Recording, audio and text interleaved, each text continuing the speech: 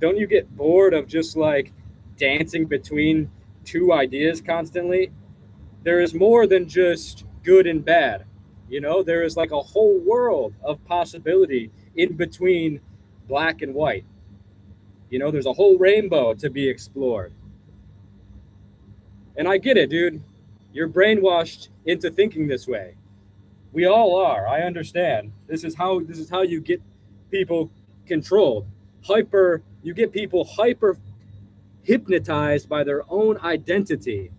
And then once someone is so fully immersed into their identity, well, I am this person. I like these things. I'm from this culture and this is just how we do it. When you have this operating system inside of you, you're so easily to control. You're so easy to control because now your persona is built on bullshit. You're built on a binary system, and the world is not as binary as you want to make it out to be. So you can be crumbled emotionally very easily.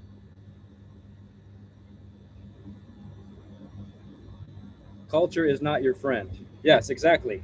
Like Terrence McKenna said, Culture is not your friend. in a lot of ways, it is your friend, but I don't fully agree with that statement. But I do agree with that statement as like a mic drop because you know you can see what culture does to people. Who would you be if you weren't American or you weren't Australian, mate, or you weren't New Zealand or Indian? Who would you be if you weren't told who you were? And because you are told who you are, I can I can poke at that because once you claim to be something, I can now take the opposite position and emotionally fumble you into oblivion. You become controllable. You become predictable. Your behavior becomes guidable.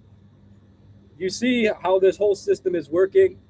It's like when it's marketing, dude. Your brain has been captured and redirected into a corporate worldview. You know, you give all the women insecurities, you put photoshopped beauty standards all over the place, and then all those insecurities begin to become developed. Oh, well, beauty is like this. If you're not hitting this standard of physical beauty, well, here we got these products for you. So the culture creates the insecurity and then presents itself as the prophet to take your money, to take your profit, and to take your control, to take your power away from you.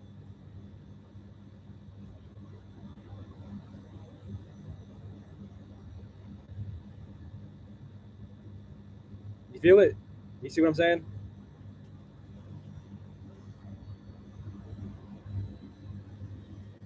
And I'm not talking to this guy. I'm sorry to have a mental breakdown on this random guy. But come on, son, tie your shoes.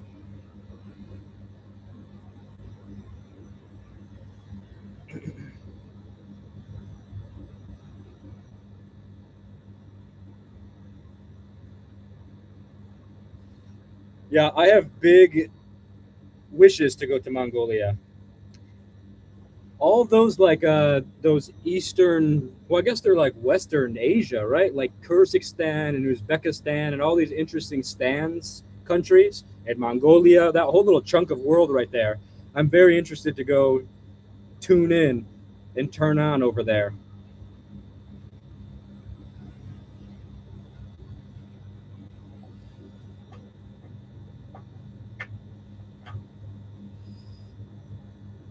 3 months in Mongolia, cunt, let's go. Yeah,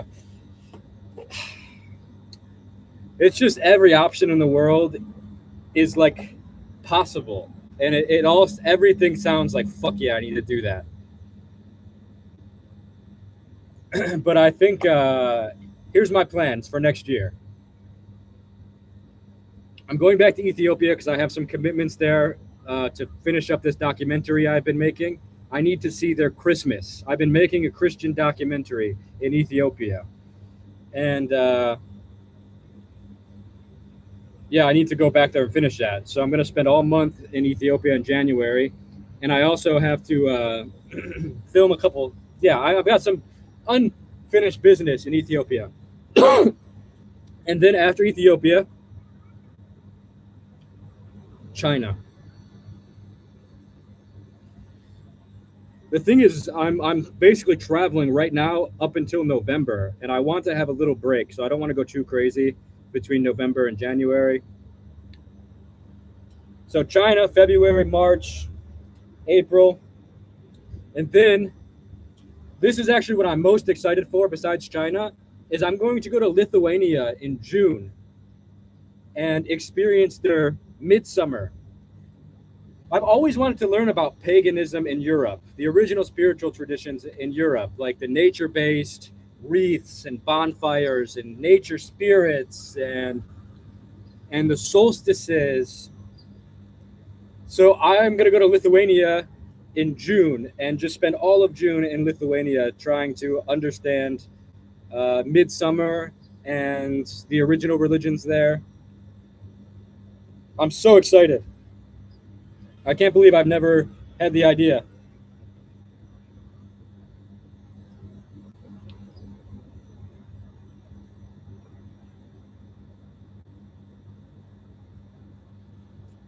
You are the original Clancy for Midnight Gospel. Oh, that's a nice compliment. Thank you so much.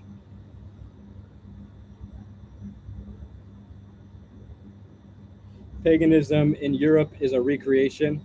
Yeah, except for the midsummer celebrations in Lithuania. I mean, of course, they're not like still like, yeah, we are pagans, but it's the midsummer there is authentic. It has just still been unbroken festival. It's not a performance for it's not a performance for like tourism or something. Thank you for the donation. You don't have a name. User OP1EEZPX1B. I appreciate the donation.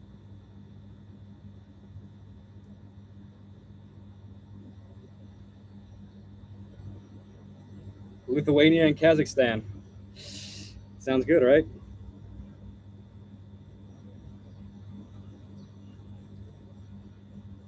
Thank you for the donation, user.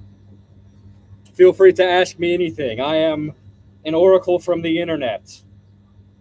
Give me money and ask me questions. Oh, shit. This is also what I want to do. I want to go to like Georgia or something like that. Georgia. I don't know how you say that country name. And go try to hang out with the Orthodox Christians that are just living in the mountains. Like the one I saw this video on Instagram of a guy on a dirt bike driving through the woods, and just randomly out in the woods there's like an Orthodox monk with like an axe out there chopping wood. And I'm just like, oh my god, dude, I would love to just go out there and hang out with these guys and just, I don't even know what they're doing, smoke cigarettes and eat bread.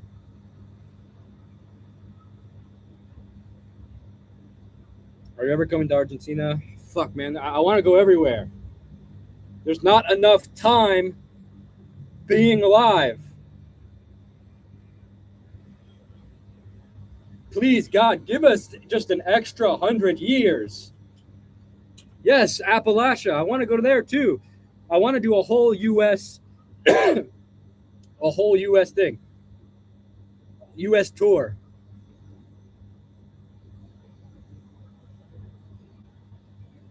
Appalachia. I want to go to Appalachia. I want to go to Slab City. Bro, these questions are so fucking funny. Why don't you smoke cannabis anymore? How come you never quit weed?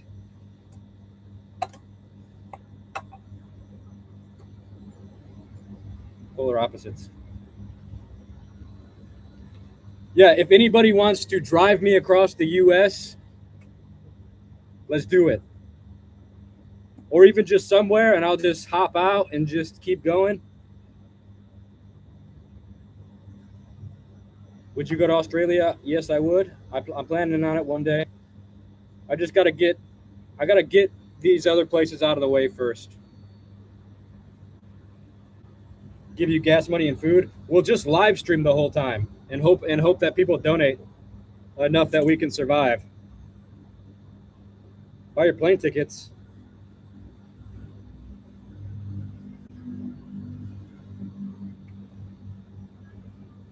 Anything in Alaska you want to see? I don't know what's in Alaska, but I'm sure there's something there. Bears? Salmon?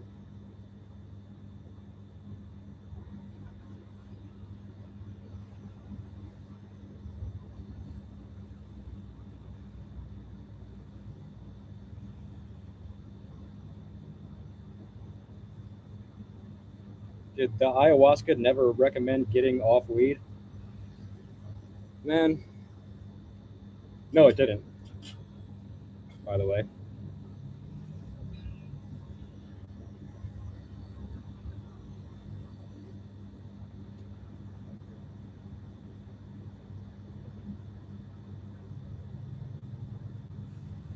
The corn liquor shamans of Appalachia.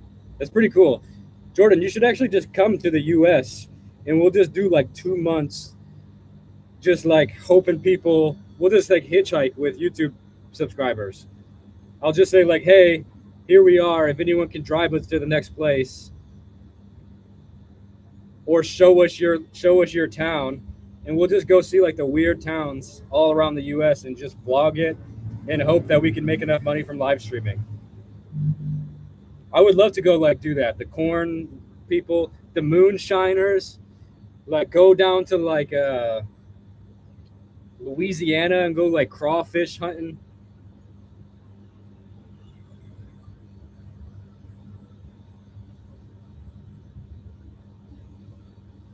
Yeah, we learn how we do some magic tricks for people. I just jumped in. Where is it you are at, Dakota? I know of some people that could help you get in touch with them. They travel across the state constantly. Yeah, well, I mean, this is I'm just talking shit right now. It's just a dream. Right now, I'm in Bangkok, in the balcony of Doom. This is where I freak out for the last month. There's some restaurants down here. Let's see if we can see them. This is the Chinese restaurant. Hold on, come on, where are you? Yeah, right here. And it fucking sucked. Oh my god, dude. It was like they only served tendons.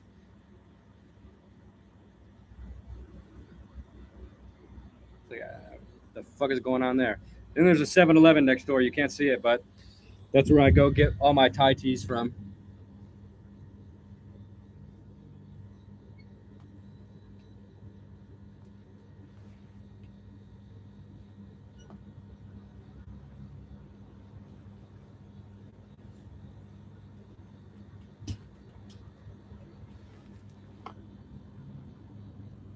Sorry, boys. Gotta get a little comfortable here. Oh, rupees! Thank you for the rupees. Dhanyawad. Bahut dhanyawad. Kya kaya tigangalai. Shout out to Indian rupees. Everywhere I go on the planet, by the way, I always have rupees with me. And I always try to pay with rupees, no matter which country I'm in. Everybody says no and laughs, but I always got rupees on deck. Bahut dhanyawad. Tum bahut sundar ho. 1, 2, 3, 4, 5.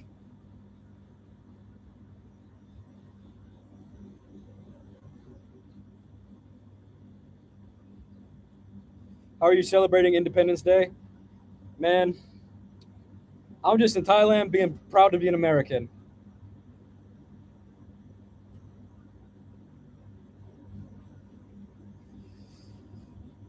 Oh, what do we got? We got a donation train starting. Conley Coolip. Holy shit. That sounds like a seafood name. But thank you for the donation.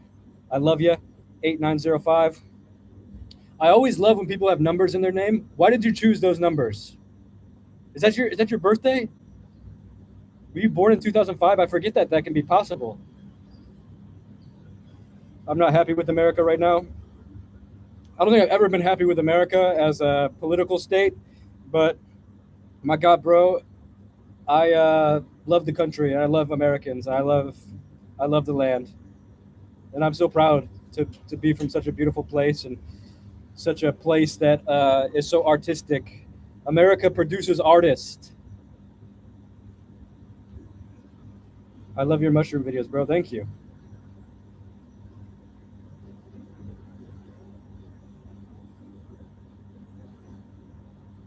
Oh shit!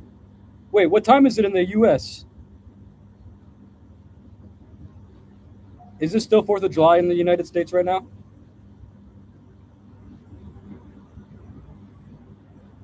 Do you do any side work outside of YouTube? Well, I have a book that you can buy from Amazon. Barefootliktheearth.com. I also I bought a hotel. I haven't really talked about it much, but yes, boys, it's true. Hold on, get a good look at this. Get a good look at me. I'm a hotel owner. You see what you're seeing right now? This is what it looks like to own a hotel. Zane, thank you, Zane, for the donation. Wow, you guys are spoiling me. Are you actually Zane from One Direction? I love that you have 420 in your name. If I had weed, I would smoke it for you right now. I also love the little lemon. Did you get to choose that little lemon, or is that just natural? Oh, yeah, sorry, the hotel. Bro's Hotel probably looks like a shelter. Oh, dude, it looks worse than a shelter. It looks like a bomb dropped off in it. But I bought it with my friend. Me and my friend own the property. It's just not ready yet. You guys want to see some pictures?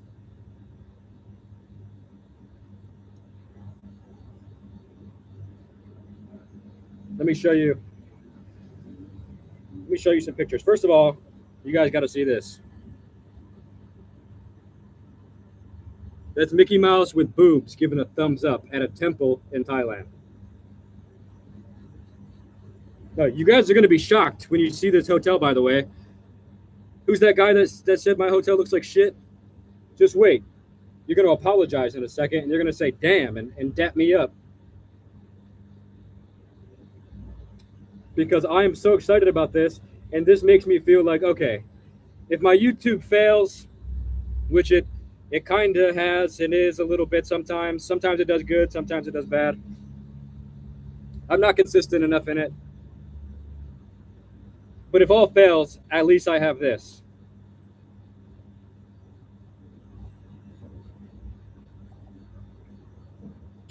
So, me and my friend Ramazan saved up all our money for the last like 5 years, and we bought a 600-year-old abandoned mansion. Now, I'm going to show you the roof of the mansion. Yeah, you hardly upload anymore. Don't worry, I'm coming back. Yeah, this is right next to Göbekli Tepe. So if you guys know what Göbekli Tepe is, this is right next to this. This is the roof. So we own this whole property here, and you see that door that's right there in the middle? That's actually a tunnel. So you enter through the tunnel right there, which leads you to the courtyard. And then you see the big wall there on this side. Wait, hold on, let me see. Yep, on this side. We actually own the building next to this, behind this wall also. So this will be like a cafe and hotel, cafe, restaurant, hotel. This orange tree right there, that's an orange tree. And there's also a wine cellar. This is the roof. Conley, thank you. Thank you for being so nice today. Oh, and look at these. These are original stones. You can't really tell because they're like, because we're going through a photo to a webcam, but like these stones are 600 years old.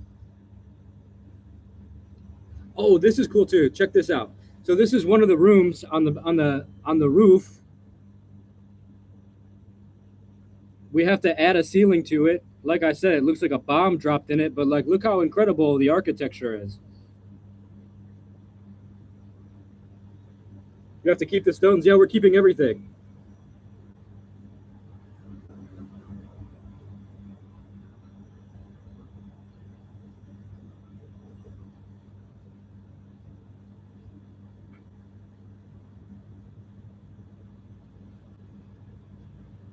I don't want to tell you guys how much it cost. Well, my friend put in most of the money. It cost us $300,000.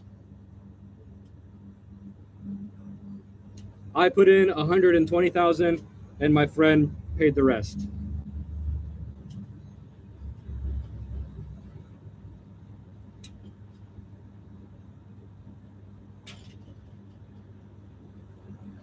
This is one of my favorite parts.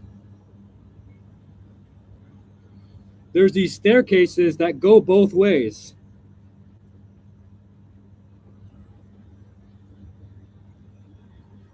You'll make it back? Yeah, we'll make it back. But that's without renovation. We have to renovate it. 300K is not that much. It is that much when you just buy it. We bought it straight up. So like I spent all my money. He spent all his money.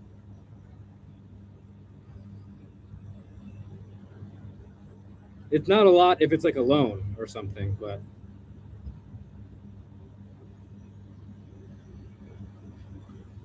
will you try for citizenship? No, I won't.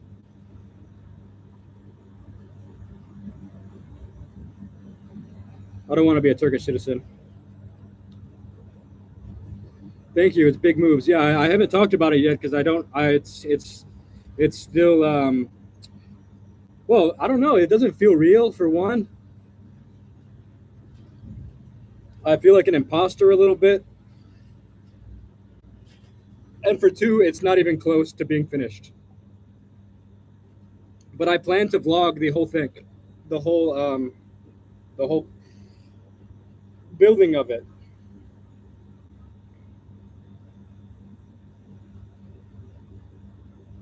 When do you expect to make your investment back? Honestly, dude, I don't even have any expectations. Even if I lost all of it, I would just shrug, you know? But I don't know, man. I literally haven't even thought about that.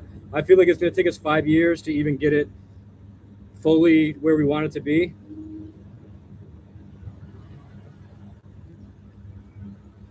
But it has already increased in value. So even worst case, we could sell it and almost double our money. It's near Göbekli Tepe. Yeah, it's only about 30 minutes from Göbekli Tepe.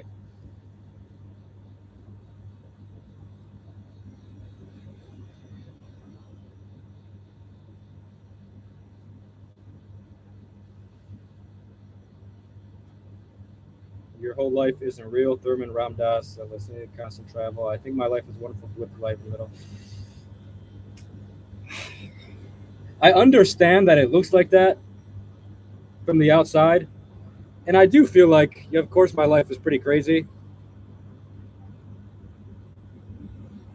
But I don't know. It feels like a choice.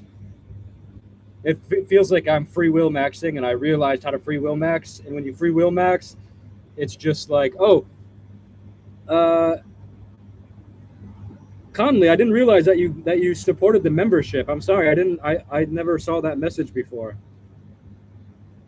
Thank you. Would you like to be a millionaire? Yeah, I guess so. It'd be nice. Would make a lot of things easier. Make a lot of my projects and documentaries I want to make more easy. Will you make videos on Göbekli Tepe? I have so much Göbekli Tepe footage that I filmed over the last like almost 10 years, and I never really uploaded any of it. Yeah, one day I will definitely do something with it.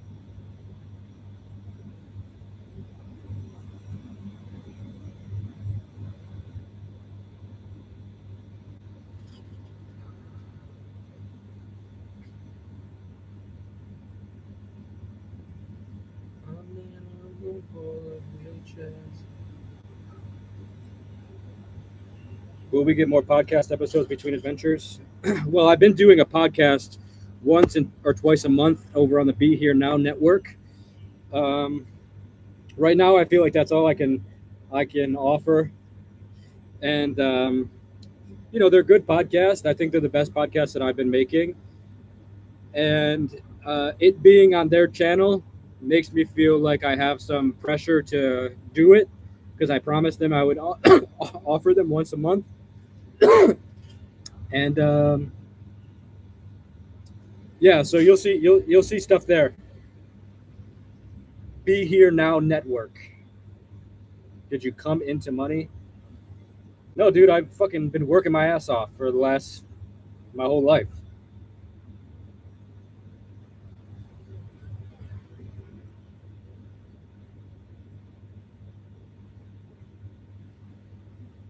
Free will might exist to some extent, but it can never exist in its entirety.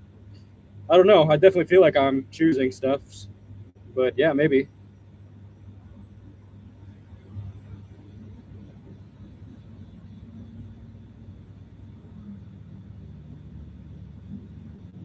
I'm new to your channel.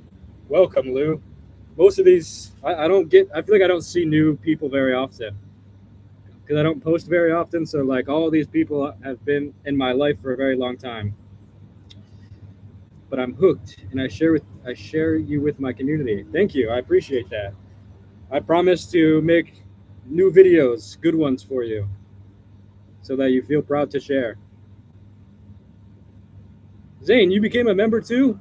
Or is that just, I don't understand what's happening. I don't understand YouTube. I recently found your channel as well, and I show everyone. Wow, you guys, thank you.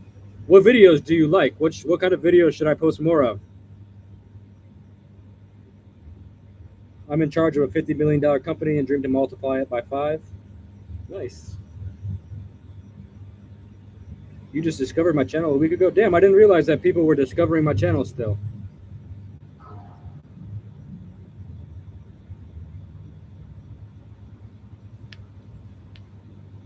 Are you into health, diet, and biohacking? Not so much, man. I'm just into being manic and thinking about God. From Bikaner, oh, Jay, Rajasthan. I've been to Bikaner one time, and my God, dude, no offense, but it's one of the, I was fucking ready to kill myself when I was in Bikaner. But I do love Rajasthan, and I did think the Rat Temple was very interesting.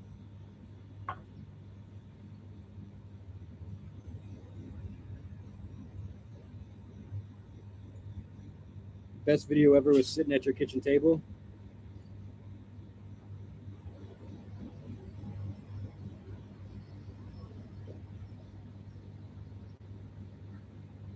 I've been here and seen it a lot. How do I free will max? Look, you can do it right now. You just do something spontaneous. Alejandro Jodorowsky had this idea of what he called the poetic act. It's doing something to destabilize existence. We are supposed to act a certain way. Even our biology has us wanting to behave a certain way.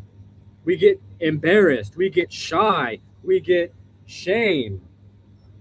But a poetic act is not allowing biology or social conditioning to dictate the spontaneity of your impulses, of what you want to do. You are divine by your own authority. The fact you exist means that you are a saint. Claim it right now. Proclaim your saintlyhood. My eyes are shining the world into existence. I am divine. You can't tell me any different. My illumination is coming from me, and I am claiming my space in this in the universe as a divine creature. God is moving through me always. I'm shaking hands with God. This is how you free will max. You just become spontaneous by your own divine authority. Alejandro Jodorowsky, him and his friends, stole an arm, a dead human arm from a morgue, put it in a jacket, and just went around shaking everyone's hands. This is what he described as something being a poetic act. Or one time he just walked in a line all day. He just walked in a straight line. No matter what was in his way, he climbed over it. If there was a house, he knocked on the door. Hey, I'm doing this. I have to walk through here. This is a poetic act. One time he put a bunch of worms and dirt into his parents' bed.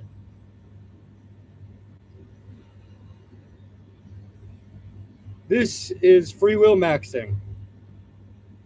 And I'm not saying you have to go do all this kind of stuff, but I'm saying slap yourself in the face right now.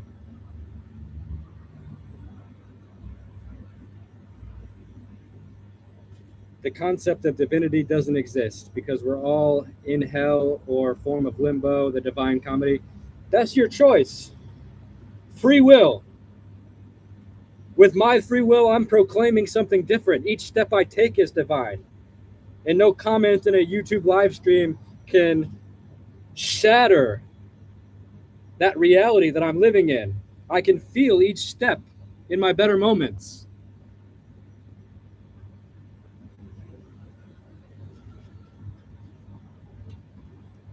But you're welcome to take any throne that you want. That's what I'm saying. Free will max. If that's the throne you want to sit in, kick your feet up.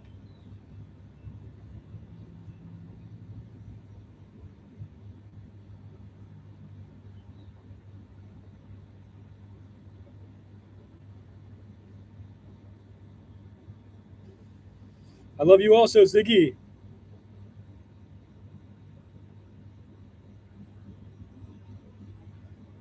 Tell us about your thoughts on your own love life. My love life, like with women?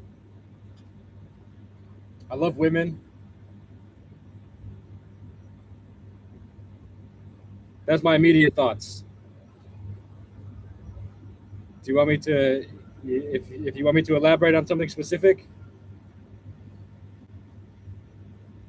I bow in respect of your wisdom. Don't bow to me, dude. Look at me. I am like a post MySpace society dropout. I'm one step away from living in a boxcar on a train with the hobos.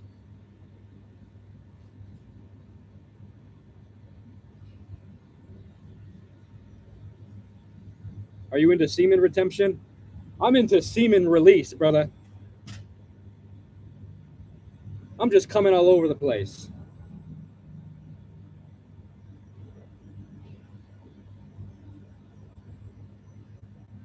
No, sometimes, yeah, sometimes I think, sometimes I am interested in semen retention. Sometimes I'm interested in this if I have like a big creative project and I really need to focus.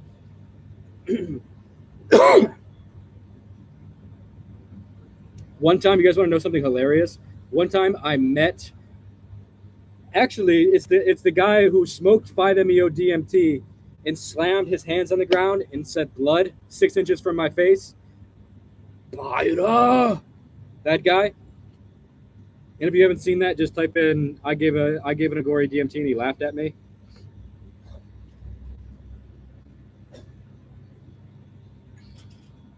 And he told me he's never came in his whole life.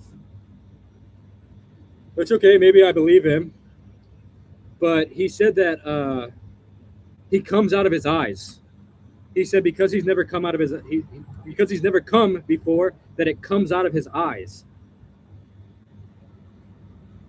You city people are so weird. You're also open about your sexuality. It's a bit gross. Look, man, I don't give a fuck what other people do. That's okay if you do, but like, who cares? You really care what people do with their sex lives? Why even let your mind and thoughts be affected by that? It's gross. You're gonna feel a grossness because of some hypothetical generalization of city people. You country people are so lacking awareness.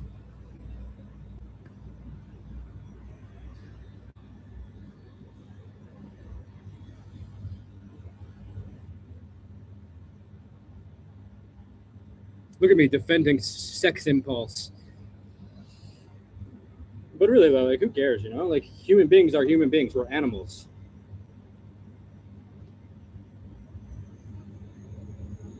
We're not whores. We have dignity and self-respect. No, you don't, dude. You guys sleep with your cousins. That's not dignified self-respect. And you would be whore. You just don't have you have 50 people where you live. So you don't even have the opportunity to be a whore.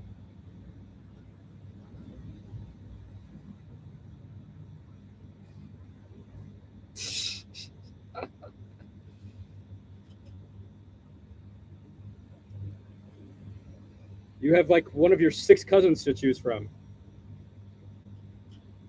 I'm just joking, by the way.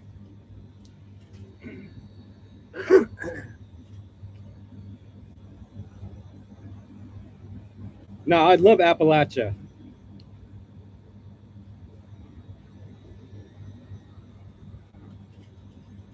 I'm just joking. He's a man. This is how men talk to each other. He knows. He knows I'm kidding. Unless I'm not. Just kidding.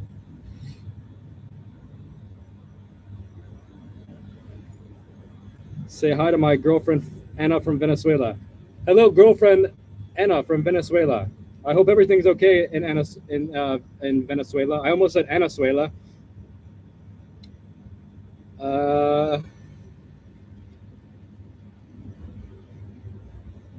Sí, bueno, órale.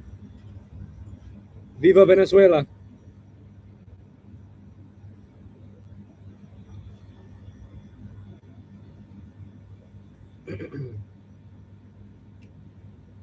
Like your non-filter commentary style.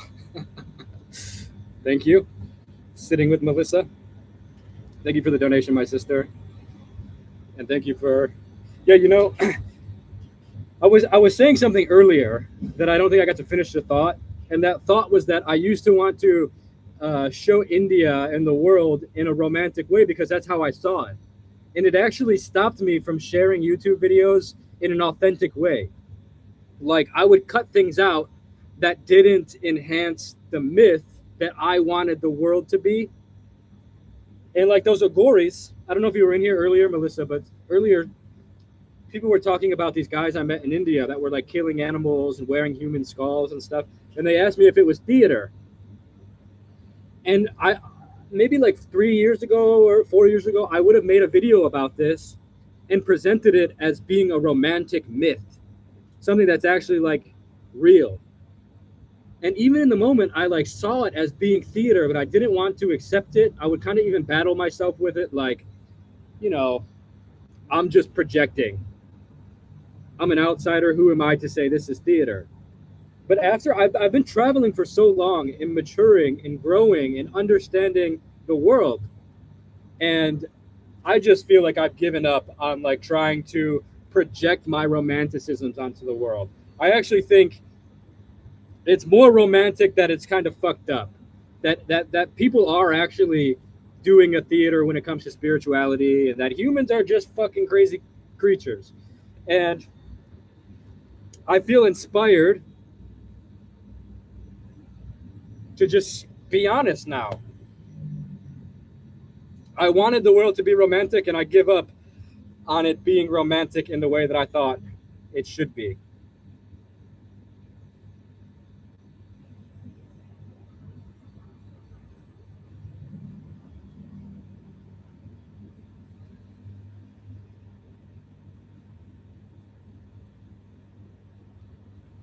How could I not be reactionary? The impermanence in the samsara really had me jumping with emotions. Well, I can't tell you how to not be reactionary. This whole chat has been me being reactionary to people. The thing is that you need to have fun with your reactions because we are in bodies. I guess it's possible what they say, all the sadhus and the Buddhas, they say it's possible to completely fight your body's biology and your impulses and reactions. But for me, it's been a big challenge to do that, especially when you want to be a part of the world, especially when you want to love somebody, when you want to have good food, when you want to look into a sunset and tear up. when you want to love God instead of being God. So it's just about being mindful, you know, like when you walk through the world, you're going to have reactions, but just watch when they come up and project the humor onto them. As long as you don't actually get caught in them, it's okay. They're going to happen. Just don't confuse them or don't give them authority beyond that. That's my only that's what's working for me. Is just become like cynically look at the world as a cynical, fucked up comedy.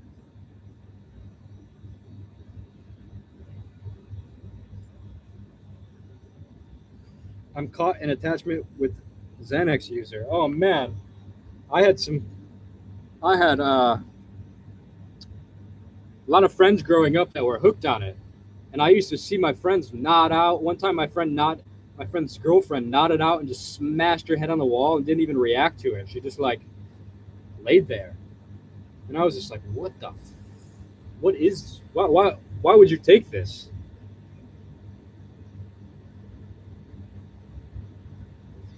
But you know, like this, and in my family, a lot of addiction in my family, and just, you know, in the cities in the US. Maybe that one guy was right.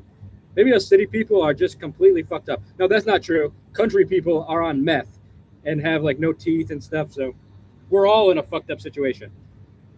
But, you know, I think it's very, very sad that our medical system and the pharmaceutical companies are pushing for this type of really, really bad drugs onto people, because so many of us are lost, so many of us are hurt, so many of us are feeling so much pain inside of us that any kind of ecstasy makes life feel worth it. And these drugs give you that illusion of ecstasy. True ecstasy is different. True ecstasy is being present in the world. But we have been so hypnotized from being present. We have been conditioned to see the world through politics, to see the world through conflict, that our presence is captured and refocused into something more meaningful, less meaningful. So like these drugs feel like an answer. It's actually pain. It's actually pain. Addiction is actually pain. It's spiritual pain. And I don't know, you know, like, what do? You have to love people. But, you know, when someone's in a deep addiction, and I've experienced it very intimately, it's, fuck, dude, it's hard. It is very hard to love someone that's like addicted to the point that they're stealing from you and just you know, behaving in a way that is just like pathological and compulsive, and like it's very hard to support somebody through those moments, because you're also a person in life. Can you dedicate all your emotional bandwidth to that? On some level, it is our duty to take care of the people that we love. But it's hard with addiction, you know? You can't ever give up on somebody, but also like there's so many ups and downs where you're just like, what am I going to do? I can't do anything. I can't do anything. I love this person, but I can't do anything. You know, and for the people in my life like that, I just prayed all the time. Every ayahuasca ceremony I was at, every drum circle I was in, every temazcal, I would just be praying for the people in my life that have these addictions, and just hoping that the spirit hiding in the smoke will blow towards the heavens and my answer will be delivered. But you know what to do.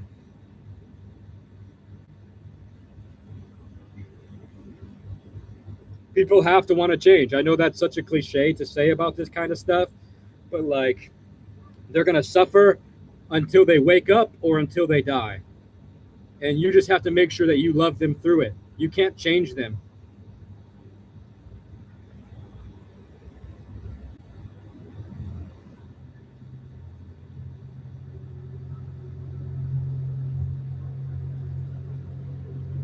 Addiction is the opposition of enlightenment. Absolute self-entrapment by illusions of the mind. Can be an addict to anything in this life. Yeah, so true, Jordan. And it is so true. You can become addicted to loneliness. You can become addicted to the internet. You know, I have many addictions in my life. So I know you're telling the truth with that. And it really is a lack of control over the mind, because sometimes I watch it and I see my mind desperately try to get my body, or maybe it's my body more than it's my mind, because sometimes my mind, well, it's both, I guess, the same fucking thing. But anyways, yeah, I'm just saying I agree with you.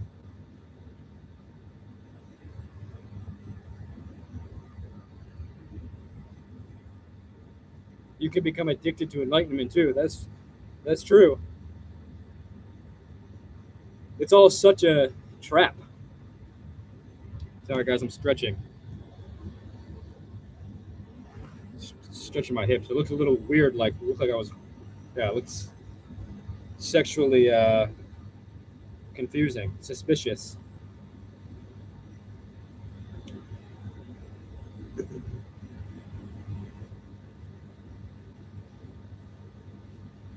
This feels so good, by the way. If any of you have tight hips, where you just do this butterfly, you know, you put like your heels as close as you can to your butt, and then just butterfly, flap your hips. It opens all right here up.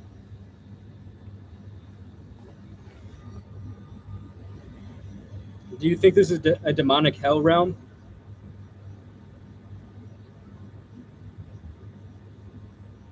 I'm not sure, actually.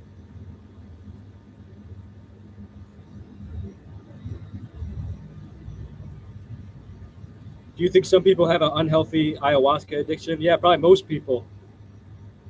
Most of those guys that are like, well, ayahuasca is the answer to everything. These guys are also just in a spiritual sickness and searching for the answer in something outside of themselves. Like, yeah. I actually view it so immature now. I think people that are seeking validation through drug visions are missing the point. And I think those visions are very intense and very spiritual and very revealing about what the nature of the mind is. But it's just more mind. Okay, you had a vision. Okay, you had a vision. I dream every night. I'm having a vision right now. I see beings walking around down here. You want me to be impressed that you're seeing aliens on a psychedelic? I'll be impressed when you wake up and realize that you are in a world of mystery. Right now, right here. You have to look nowhere else, because the craziest thing is happening where you stand. Yes, they're helpful. Those things are helpful for sicknesses. But, you know, it depends what you're looking for. If you're looking for liberation, then become liberated. Break all the chains.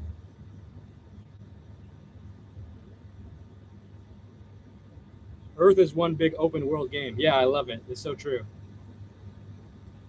I hope you're getting paid for the ad I just watched. I hope so also. Please, YouTube, give me my fraction of a penny. 1 million people have clicked the button on my YouTube page, and they give me pennies. They give me crumbs. Oh, thank you, YouTube. Thank you, Google. May I have another breadcrumb, Google? No. Demonetized.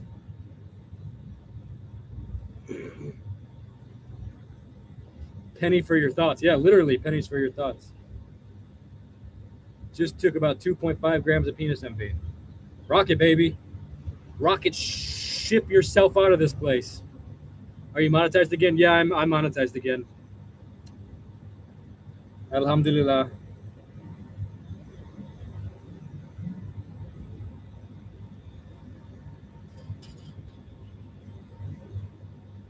What do you think about the Israeli genocide of Gaza? Uh, I'm pretty consistent across the board against uh, death, against like genocidal death, regardless of the geography. More or less. I mean, maybe there's some extreme conditions where I could be persuaded, but I'm pretty much against all genocide.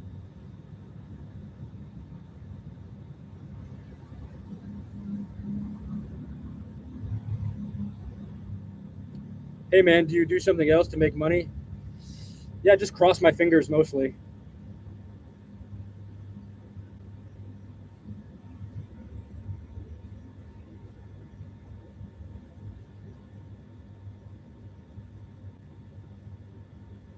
What about genociding genociders? Oh shit.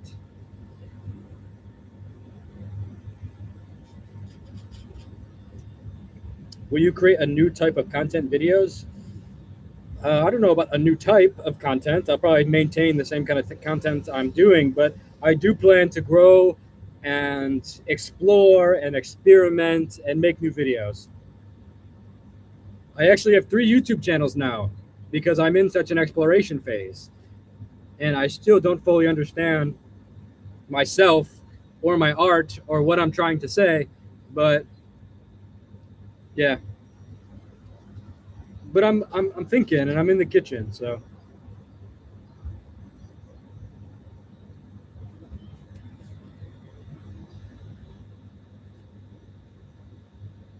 thank you for everything. Thank you for everything. I'm so happy to be on earth with you.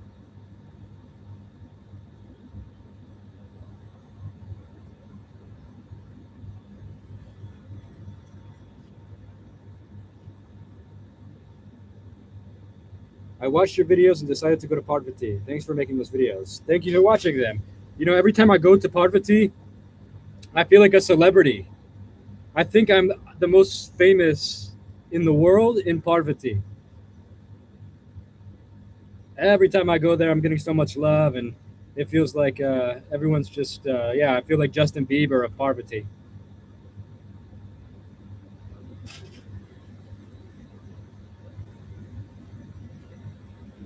Have you ever felt your actual consciousness awake, like it has changed your life and gradually? Yeah, yeah. Actually, I was just thinking about that last night.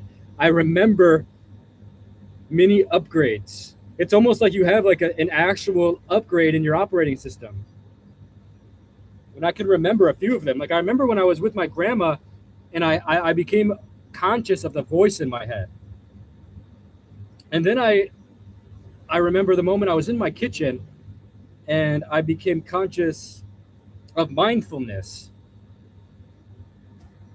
So yeah, I definitely have vivid memories of these upgrades or awakenings.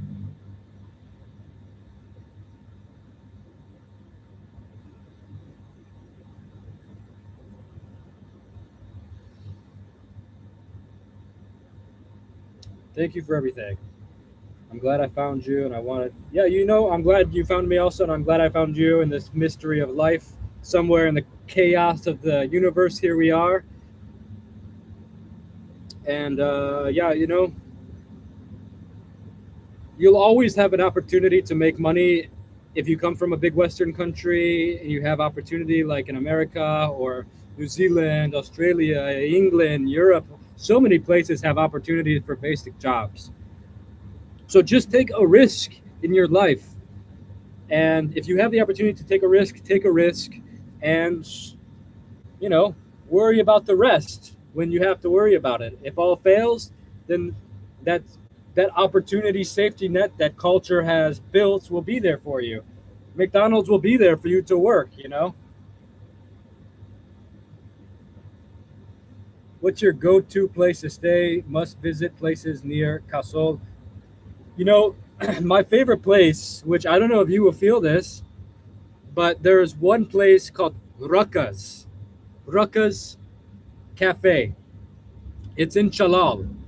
You go there, you order the hash brownies, tell her you're there because of me, and then eat the hash brownie and just lay there all day looking at the pine trees.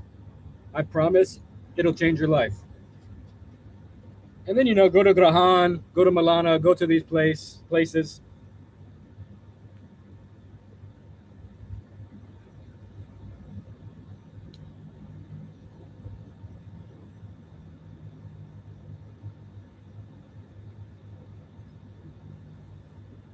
Did you used to be Christian before? What are your thoughts on Christianity?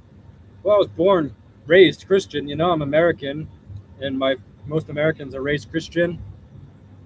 Yeah, I'm Christian.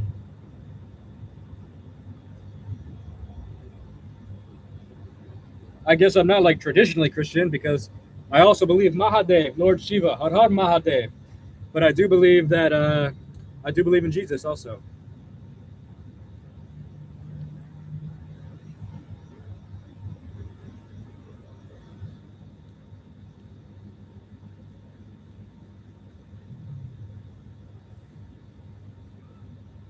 The earth will be destroyed soon.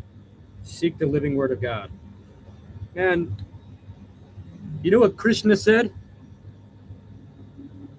I am time, destroyer of worlds, and I have come to engage all people.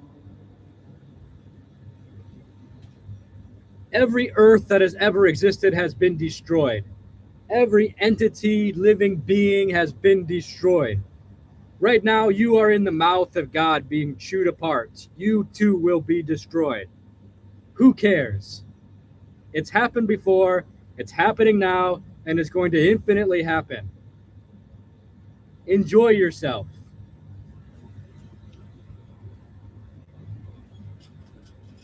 No need to freak out.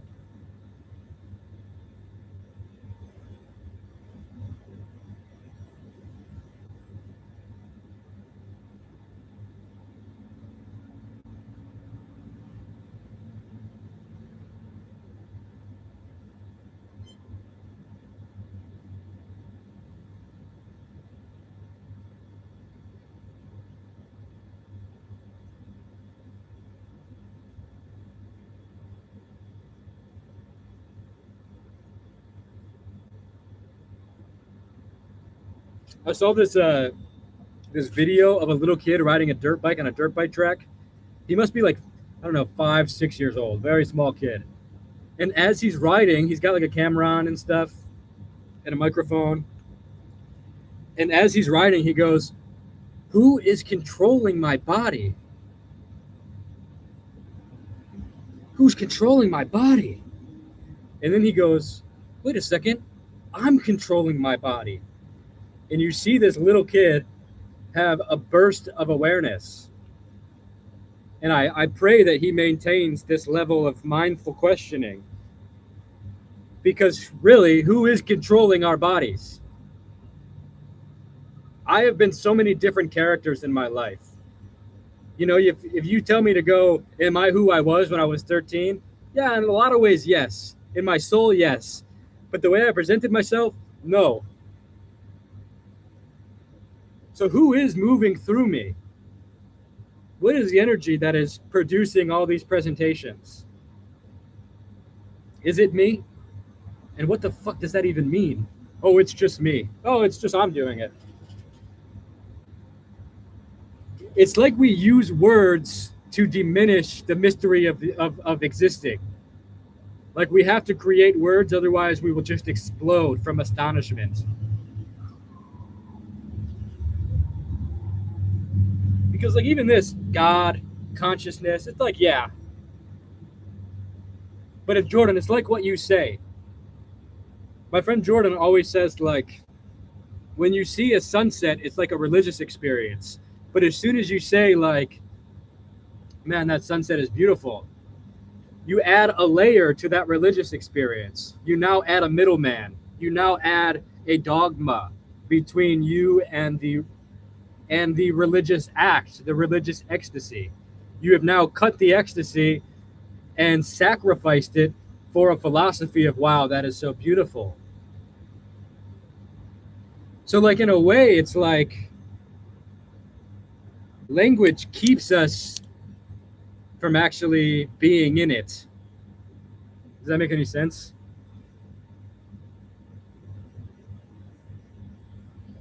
I would never call it God, just a higher power. No evidence of God's existence. Okay. Okay, bro. Bro's never heard of synonyms.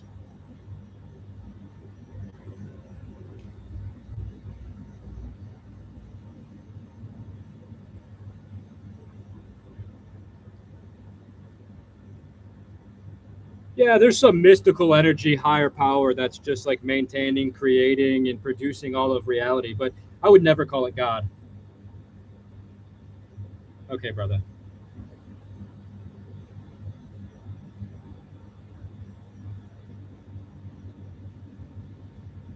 Call it God. Reclaim the words that you feel repulsed by.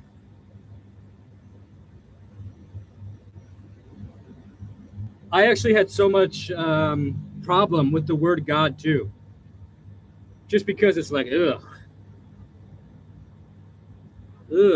It's got so much. It's a heavy bag, that word God. But now I'm like becoming okay. You know what? There's growth where I don't want to look.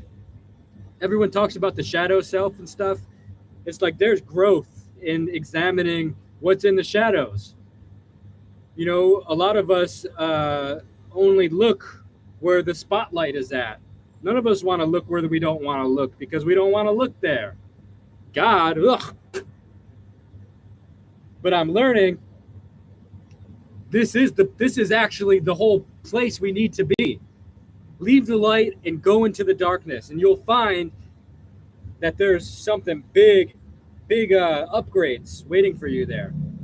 And I feel like for me, I don't want to like project my bullshit onto you, but like for me, reclaiming that word God was like a big was a big one. Because for so long I was like, oh, the universe, or the mystery, or you know, all the words that I would use to avoid just calling it God, which is the same thing. We already have a word for it, and it's called God. But I danced around that word for so long because I was repulsed by the baggage that came with it. But that baggage is my own. Can I love my tradition and see God even in something I deemed as being godless? Is God hiding there? Actually, yes. God is hiding there. Maybe God has a God. Maybe a higher power beyond that higher power that's filtering all this is possible.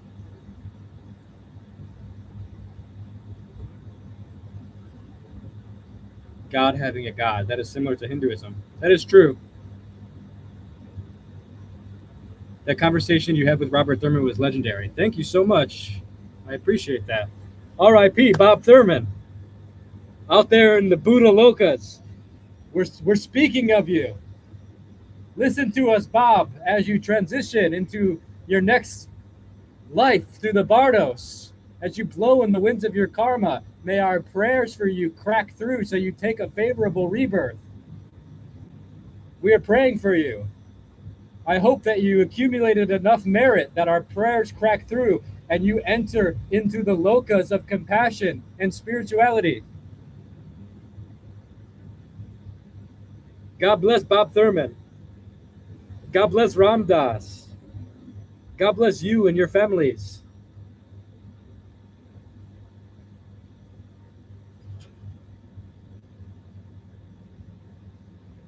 God bless Satan, the one we should be praying for the most.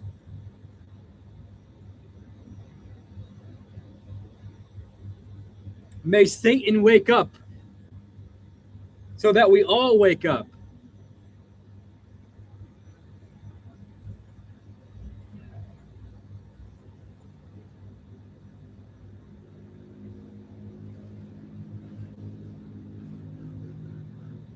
Ambuachi Mela already happened, bro.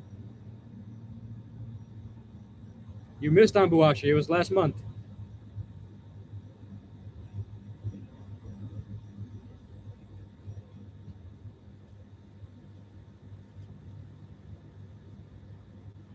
God is dog spelt backwards, and I love dogs.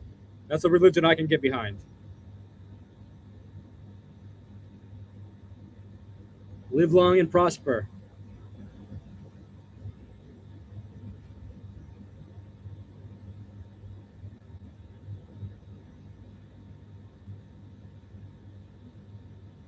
I'm a Christian, but we have to come back. All this cannot be for nothing. I agree. And Jesus, look, this is my interpretation.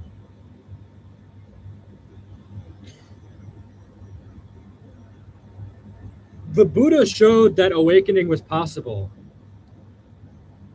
but very hard and very unlikely.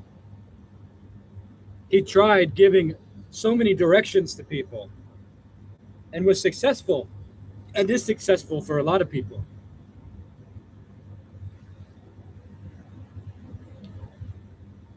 But the type of life required to become enlightened in this life, in the way that we imagine the Buddha, I don't know if our idea of that is correct. And the thing I love about Jesus is that Jesus said, like, look, it's nearly impossible to do this alone. Let me show you who you are. I will come and proclaim divinity.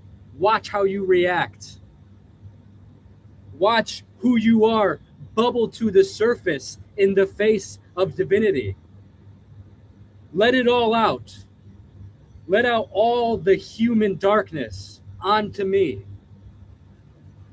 Forgive them, Father. They don't know what they're doing, and I know they're going to do this. I know they will spit on me. And if Jesus was here, I would spit on him today. If I proclaim that I am divine, all of you will laugh in my face.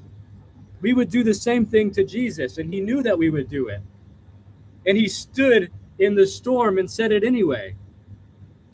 And he looked out and said, look, all these feelings you feel are going to happen. It's not going to be easy for you to overcome them. So please allow me to sacrifice myself. And you can take shelter under the waterfall of this sacrifice, which is my blood. Nail me to the cross if you must, if this is the only way that can shatter the disruption in the pattern of the human brain. May we reestablish some order in the spiritual through this sacrifice. This is what Jesus said. It's not going to be easy for you to awaken, so I'm going to help you the best I can. This is how I see Jesus. This is my relationship with Jesus. And that we can look at him and take shelter under his compassion of what he did for us, and have awakenings and have comfort and enter into the Jesus Loka, where everything's okay. Everyone we love is there. I mean, the Buddhists are saying the same thing. The Bodhisattvas are saying the same thing. Hey, listen, mate, I know it's going to be hard, and you're probably going to have a lot of challenges in this life. So just pray for compassion. Just pray for compassion. And don't worry, when you die, you will come into my realm, and you can continue from there. Crazy how people still take these scriptures literal. Crazy how people don't take these scriptures literal. You are alive right now. Life is literally happening to you. And consciousness is literally happening. The Buddha literally happened. Jesus literally happened. Now, whether or not he resurrected from the dead and walked around and all this stuff is debatable. But the fact that these people have existed throughout time and have proclaimed something beyond the mundane is literal. These scriptures are just an attempt to redirect your illusions to the literal. You think that the life that you're experiencing is the literal. It's not. You are hypnotized by what is called Maya. You are hypnotized by your brain. You are hypnotized by language, by biology. But these scriptures are an attempt to literally divert your attention back to the eternal thing. Not to the illusion. Not to this. Yeah, you see a lighter, and you may say this is literally here. We'll check again in 1,000 years. But there is something unchanged that is hiding behind all the changes. It's here now. It's here in 1,000 years. It was there 1,000,000 years ago. The scriptures are pointing us towards this place, and it is literal.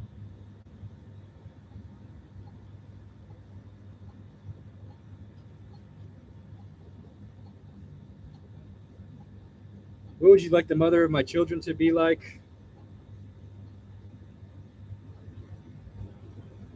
Someone that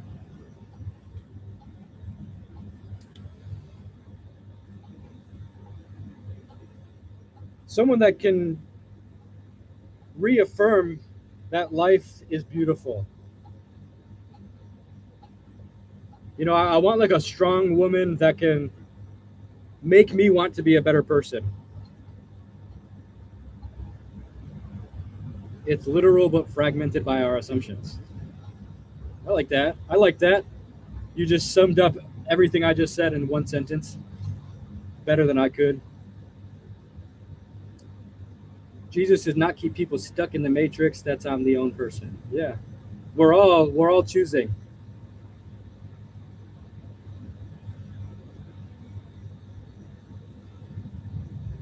Thank you, Reverend Doctor. I appreciate the love. Europe was originally Hindu. That's funny. Are you still in touch with Bhavani Baba? Every now and then, yeah. I'm allowing the great Bhavani Baba to be the great Bhavani Baba. I was thinking earlier, I see some other people that I've introduced him to. And I just see the projection I created haunting people. I created a worldview that people are attaching to and now gravitating to. They are seeing the Bhavani Baba that I told them to see.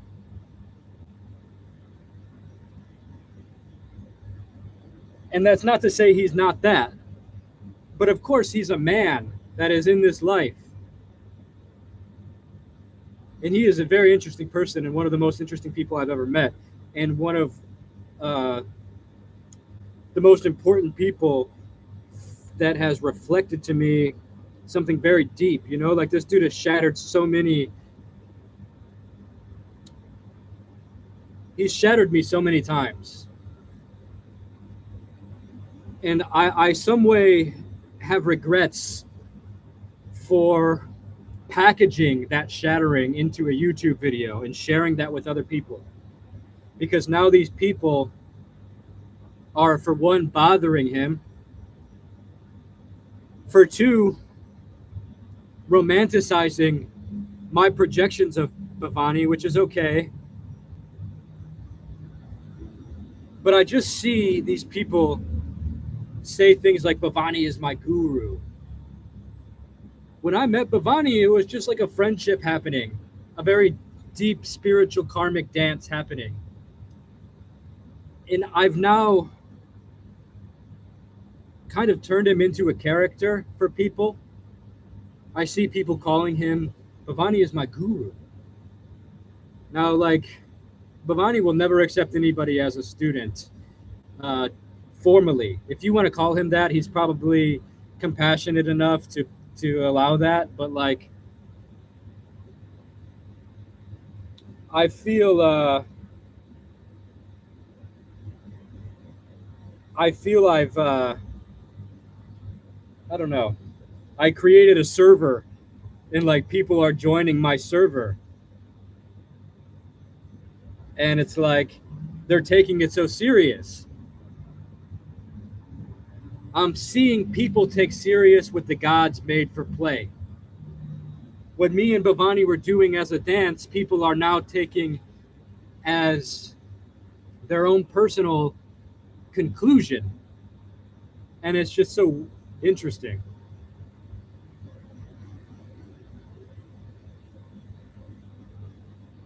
If Bhavani is your guru, what you're really saying is that life is your guru.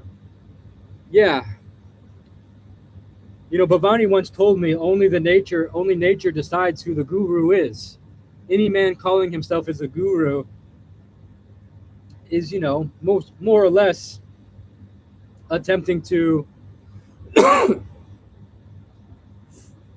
attempting something, attempting to be something for you.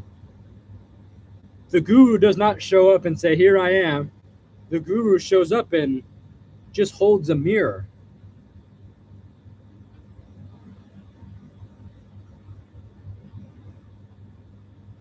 But like, I see these guys on YouTube. I follow, or not on YouTube, on Instagram. I follow a couple of these guys who like follow Bhavani now, which he's gonna offer some people very great things. I don't want to take that from them, but I just cringe. If I'm being completely honest, I cringe at seeing these other people deify him. And maybe in my own way I've deified him, but this is my life, and I've deified my whole life. You've heard me talk about how me walking is divine. So these characters that pop up into my life and destabilize me, I deify them. Because for my experience, this is my experience.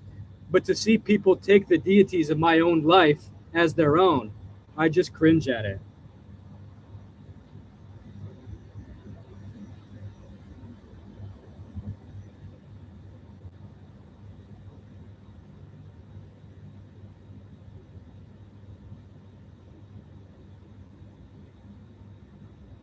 And in some way, I've put Bhavani into a test.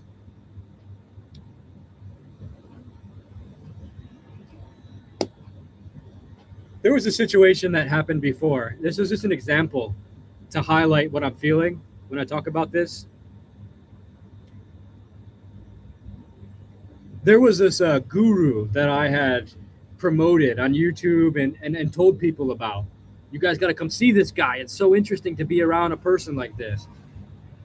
Jungle Baba. It's a guy who lives naked in the jungle, and he talks about God, and like, it's crazy. Basically the first sadhu I met in India. And he began getting a bunch of Western followers. People began going to him. Of course, it's not only because of me. There was other people promoting this guy. I never looked at him and felt like, wow, this guy is God. And I spent a lot of intimate time with him, that I was able to talk shit with him and get high with him and be naked with him and see like, okay, this guy is a guy. At some point, Western women began going to see him and saying like he was being a little bit uncomfortable, touching them. One girl said he tried to kiss her. And I seen that I had taken part in taking this guy who was a sadhu living in the jungle, never interacted with Western girls who are very free. They hug people, they are very touchy, and they don't think sexual things about this. But a guy that lives in a jungle who is a renunciate, been bottling up these sexual feelings, is now having these free-flowing Western girls hugging all over him. Yes, it was Shamsundar Das Baba. And I took part in destabilizing his world, and he failed the test. And for some reason, I feel a sense of responsibility for fucking up this guy's practice. And in a lot of ways, this, again, is just the universe unfolding, and it happens how it happens. It's not my fault, you know. But I do feel some sense of like, I introduced this guy into an artificial world, and he crumbled. His spiritual practice crumbled in front of it. And I don't want to do that for Bhavani. I think Bhavani is not weak in that kind of way, by the way. Bhavani will not crumble. But I don't even want to offer the opportunity for that to happen. And I feel like in some ways I've done that. And I see these people treating Bhavani in such a way that it's gonna like, come on, man.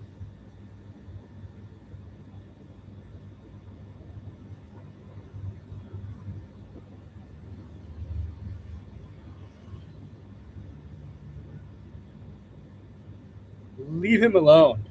You know, everyone's trying to go meet him. They want to touch his feet. They want to like bother the sadhu. Look, Bhavani exists. Can we just honor him from afar to know that someone somewhere is trying to live a godly life?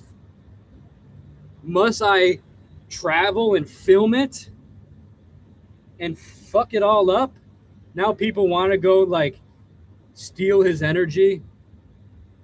Oh, great Sadhu, enlighten me. Fuck off, enlighten yourself. You know? And I'm talking to myself, by the way, and these other people who are putting Bhavani in this God throne. Does he belong there? Yes. Do we all belong there? Yes. But you have to get there by yourself. Do you still sit with DMT after your interactions with him? No, I don't actually, because I had to admit that he was right.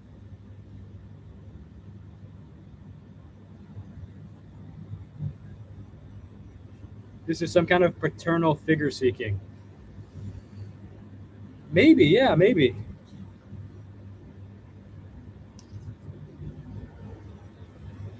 I can't deny that there might be some aspect to that hiding.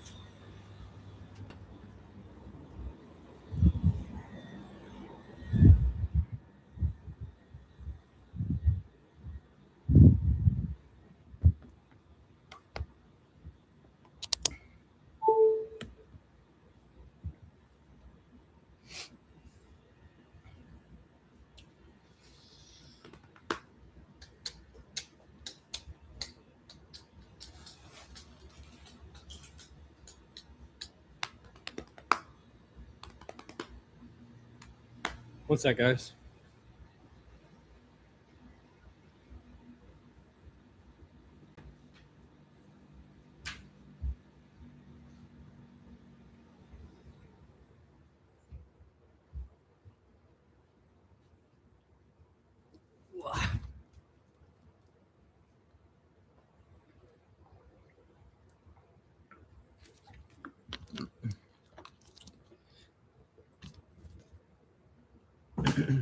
Anyways, that's just me speaking openly about everything, about truly like, I just want to be vulnerable now. You know, I see the inauthenticity, inauthentic. I see where I am inauthentic. You know, when I went to go meet that guy up in the mountains who lives in a cave, I cut so much out of that story in the video because I wanted to show like, look, a mystery still exists. A guy is still meditating in a cave. But when I got there, there were people, Indian people, just smoking weed in the cave, begging me for money, while this guy just sat quietly in the back. And I cut all that out because I didn't want to ruin the myth of this guy. And I don't want to do that anymore. I want to be completely honest about everything. And I feel like that actually makes it more mythical.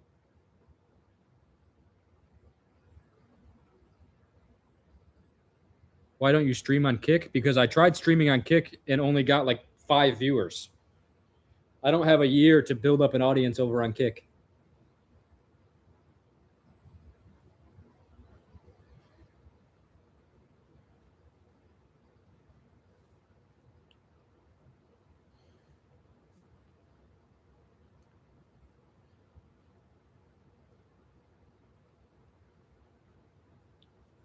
I don't think it's inauthentic because I wanted to. Well, it's inauthentic in the context that I was not showing my experience authentically.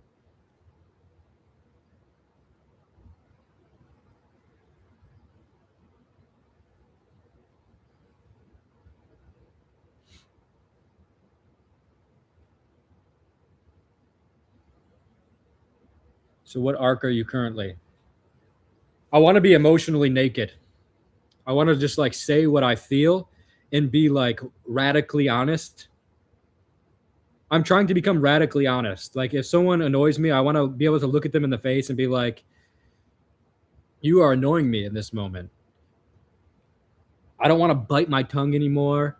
I don't want to like project an image that is not the real image. And maybe I'll go back, you know, who knows?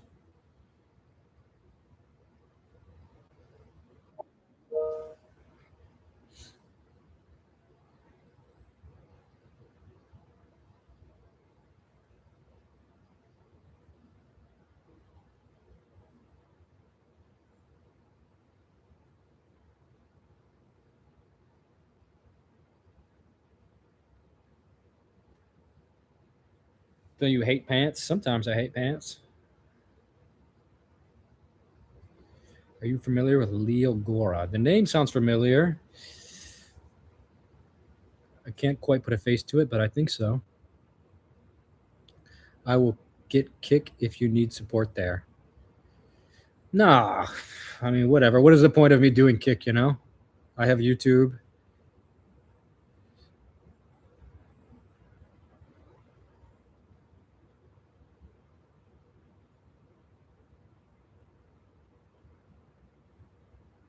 You seem like a Western prophet.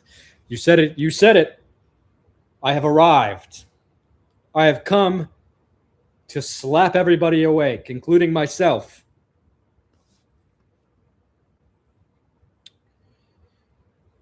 You know you want to stream everywhere. Just do it. I actually don't even think about it. I don't even think about live streaming. I have no want to stream everywhere. But you're probably right. Maybe I should try. I don't know. I tried Kick for a little bit for like a week or so, and I don't know. No one really watched it. I get more viewers here on YouTube, and I have an audience here.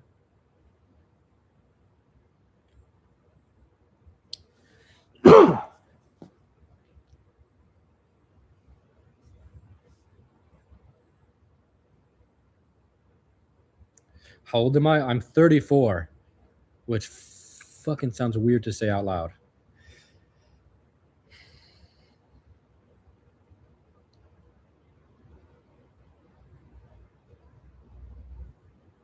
Got to see you on Ari Shafir's pod. Yeah, go tell him. Everybody go leave Ari Shafir a comment saying to have Dakota of Earth on his podcast. What's something you've noticed is kind of shared between all different cultures that you've experienced fundamentally? You know, everyone laughs at fart jokes. Like if I go do like the armpit fart, that's a hit everywhere, all over the planet. That's a hit. People are just people. And you realize that like everybody kind of has this standard persona of like kind of being goofy and just wanting the same stuff we all kind of want, friendship, love.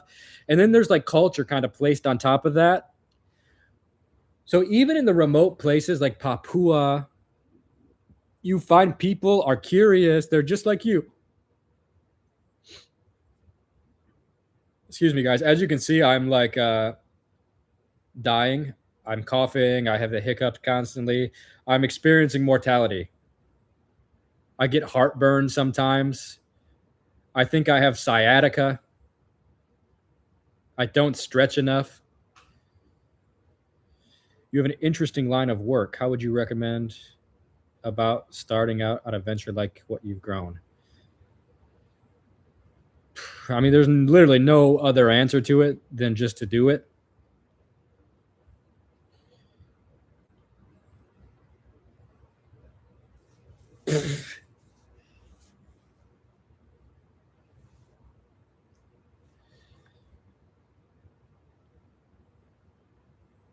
You're getting old, bro. Yeah, I know. Heartburns caused by oily foods and drinking cola. For me, I get it from breads, pasta. Yeah, so much stuff causes it for me. It'll be super cool to meet you and smoke a joint. Yeah, I'm down. If the universe brings us together, have one roll, then we'll smoke it.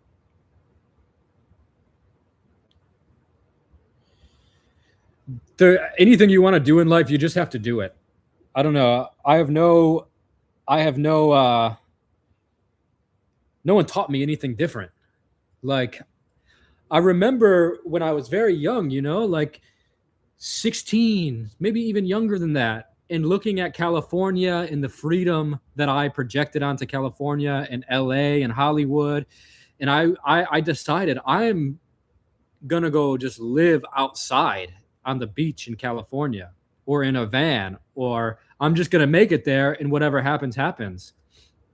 And slowly as I found opportunities and ways to make my dream happen, I took them.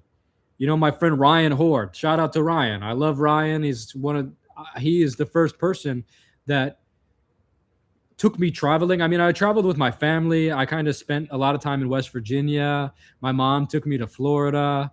I've been to Georgia. You know, like when I was little, I traveled around a little bit. My mom was really amazing in making sure, like, once every few years, we would have a vacation. And, you know, we don't really come from a lot of money. So, like, it was, looking back now, it's like I appreciate my mom for doing that kind of stuff. I didn't realize in the moment that of the struggle that she probably had to go through just to give us those moments. But, you know, my friend Ryan was in a hardcore band called Louder Than Bombs, which is so good, by the way. And they took me on tour because I grew up in like the punk rock scene. You know, I was into hardcore music, I was into punk rock, and I was into emo and screamo, and this was my life. So music and touring became my life. I was about 17, 18 years old, and maybe 19, I don't know. My friend Ryan took me on tour. We all packed into a little van and went down the East Coast, Pennsylvania, New York, and we just slept in Central Park on a rock with our backpacks, and like slept on the beach in New Jersey, in Atlantic City, and I have so many good memories. And it woke me up to seeing that, like, that life is just happening and you can just go and see it. I can't explain it, but like I just realized, like, I can just raise my hand.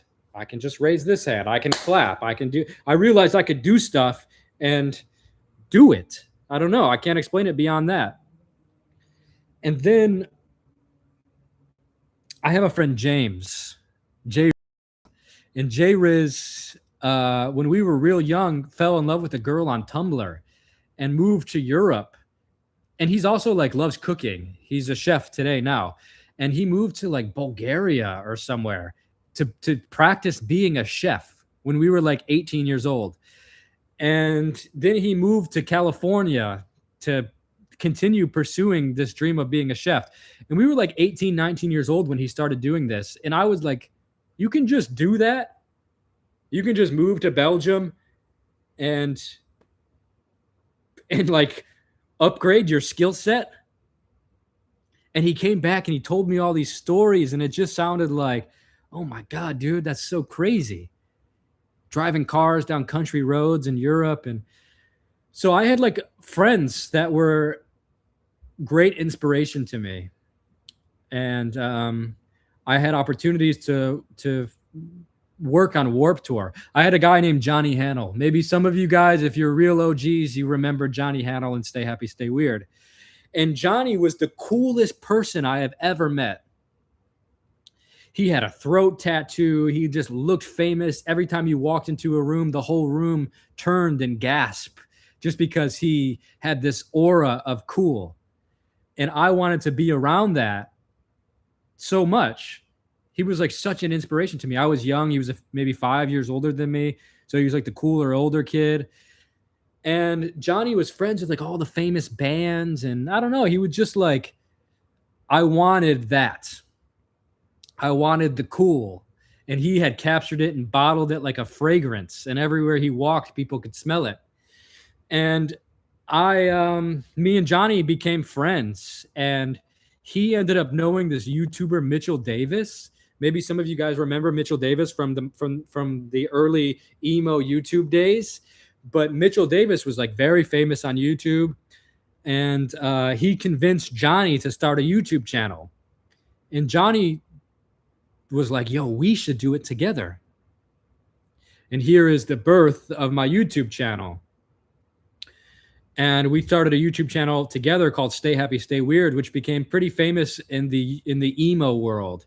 And he had a girlfriend that he had cheated on or something, and she deleted our whole channel. And it broke my heart. And then him and I had a lot of falling outs. You know, immature money stuff. We had started a clothing company and I worked my ass off to build this clothing company up. I was shipping clothes. I gave up my room to just have boxes of t-shirts in, and I was just living in like a sweatshop factory. And he had like money, he was a little bit older, and he just benefited from all my hard work. He didn't make videos and he didn't help me ship, and I was splitting all the money with him. And then we got an opportunity to work on Warp Tour, and Warp Tour allowed us to sell our t-shirts because YouTube was becoming popular. YouTubers were becoming popular. You know, they were becoming an entity, a phenomena. And me and Johnny did YouTube for a few years, or sorry, did Warp Tour for a few years. And then there came a point where I was like, bro, we're making like real money, and you're not doing anything except showing up on Warp Tour to take this gigantic paycheck off everything essentially I built. And it came to a point where this tension had come to the point where we had to talk about it, where I was like, all right, listen, bro, like, I don't feel comfortable that for all the year I'm doing YouTube and I'm building this up while you like fuck off with all these beautiful girls and you're like the cool guy, and like, you know, you're not putting in any effort, but then you're taking half my money. Been watching since the Stay Happy, Stay Weird era. God bless you. God bless for growing up with me. I feel such a kinship to people that were with me in those days, because it's like we really did grow up together.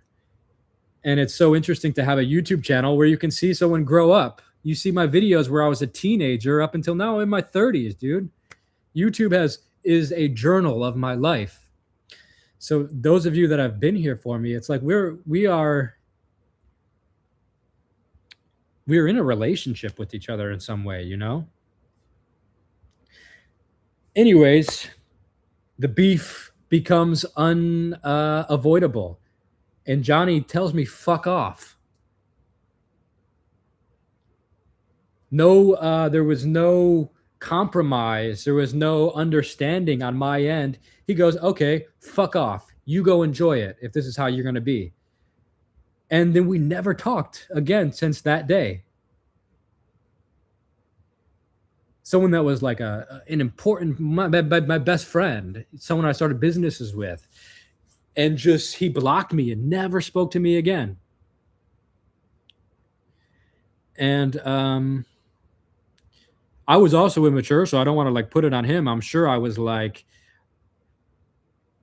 you know, fuck you too. But, you know, it's very sad. It's a very sad situation. And for something that's called Stay Happy, you know, there was not a lot of stay happy in that. But for the next few years, you know, I maintained it. I kept doing Warp Tour. I kept working hard. And I built up this whole t-shirt company that I took off the internet just this year. People were still buying the shirts this year. You know, people like PacSun and Hot Topic started stealing my designs. And it was interesting. On Warp Tour, we were like the hippies. We were the tie-dye, happy crew within that world of hardcore music and emo music. We were like the happiness of that.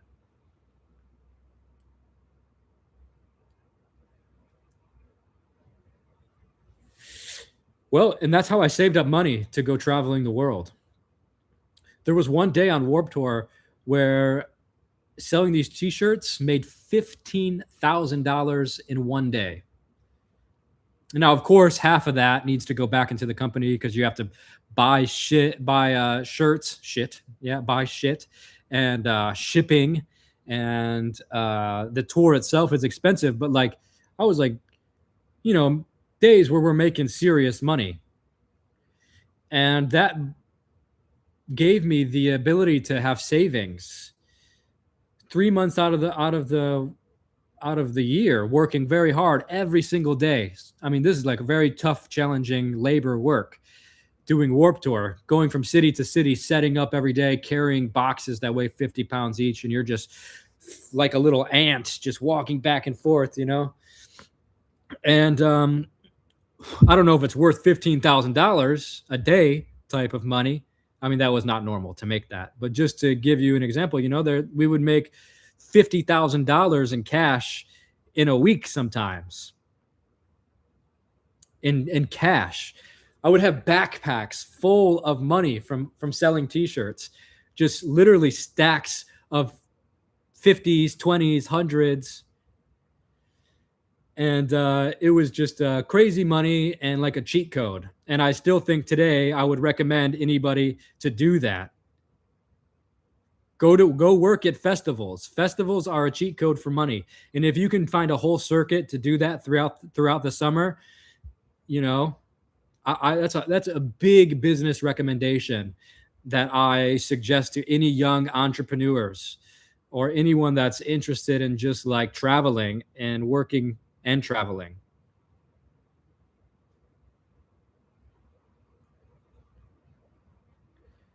It costs a lot of money. I sell lemonade at festivals. See, like shit like that, dude. People don't realize how much money that can make.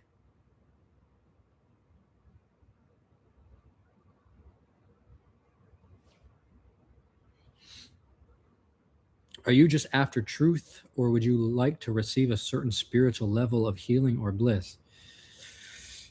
I don't know if any of those are the answer. I'm just here. I don't know. I don't really. Can truth be known? I don't even know if that's something that's possible. And I don't think I'm trying to get to a spiritual level or healing. I'm already healed. I mean, my body is, like I just said, I have heartburn and acid reflux and a bad back, but I'm healed, man. I'm here. I'm happy. I'm seeing God everywhere. I love life. I love that I can go walk to 7-Eleven and have junk food and all the healthy food. Anything I want is available in this life. And I have enough energy that like nothing will stop me. So whatever that means, that's where I'm at. I went to a festival for free to vend with a friend. Yeah, I recommend that, man. Like t-shirts, art, anything. Festivals are such an amazing place. I did Riot Fest. I did all the kind of music festivals you can think of. South by So What. Yeah, I mean, there's days where you make no money and you waste, you're in the negative. There's days where you make a little bit, But I think that's where I would recommend business for anybody that wants to start. I'm still streaming. Yeah, how long have I been going? Let's see. I should probably get off here soon. Does it have a time? 2 hours and 15 minutes. We're going to go to 2:20. We're going to go for 5 more minutes. A lot of Chinese don't like black people. I know, that's so true and so bizarre.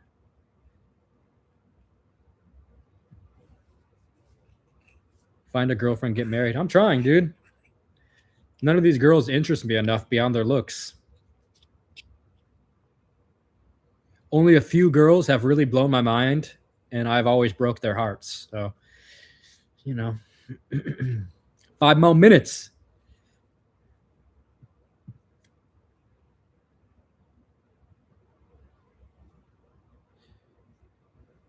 Any questions? My friends, I'm here. Put a question in my mouth, on my tongue, and I will give you an answer. It'll be bullshit, but here's your opportunity. Damn, you guys, I gotta clean. I haven't cleaned this apartment in like a week. Actually, longer than that. It's just, I got hair on the ground. I shed. I don't know if any of you guys shed. I'm probably balding, but there's just hair. I could collect all this hair into a small pile of hair. It even looks like my leg hair is on the ground, like little short hairs.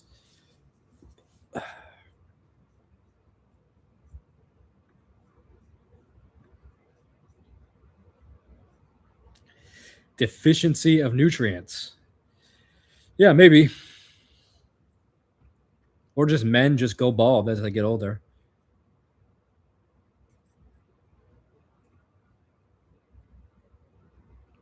Let's see the hair. My hair or the hair on the ground? Here's the hair on the ground. Well, hold on. I don't know if you'll be able to see it. Let me try to put it into a little pile.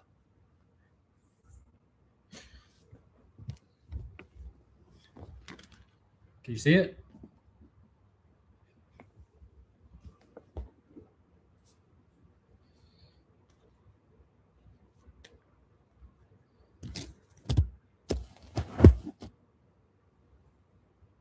You can't see it? Well, it's there. I haven't taken a shower in 3 days, by the way.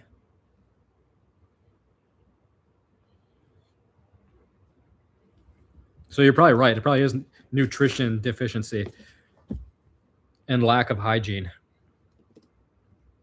When's the next stream? I don't know. I wish I would stream more consistently, but I have no control over my mind and body.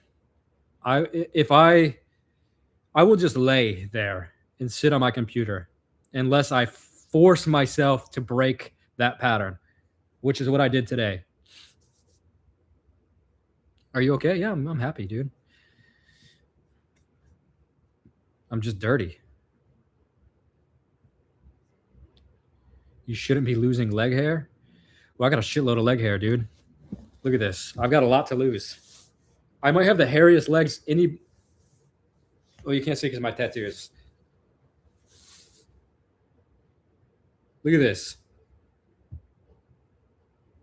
Okay, I'm gonna pull some and see if it comes off. Look, one came.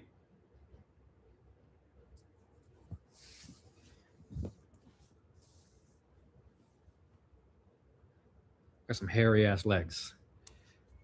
You know, when I was little, I remember me and my friends used to show each other our legs. Like, yeah, no, my leg hair is longer than you. And I'm just such a fucking hairball, dude. I had a mustache since I was like 7 years old. Oh, come on. Don't say, oh my God, at my leg hair. It's not that bad. It's not like I'm one of those guys that got like the fucking gorilla hair on their back. It's just leg hair, okay? Don't say, oh my God, with a shocked emoji face. I don't even have chest hair. Well, I got a little bit, but like, it's ironic how hairy I am everywhere else. Hairy butt. I do have a hairy butt. Not fully, though. It's like under, like my thigh up on like...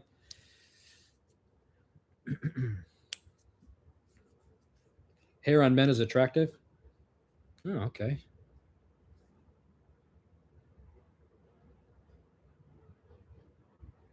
Hairy arms. I'm pretty hairy. But it's like weird. I don't have a beard. So hot. You're right. You're right.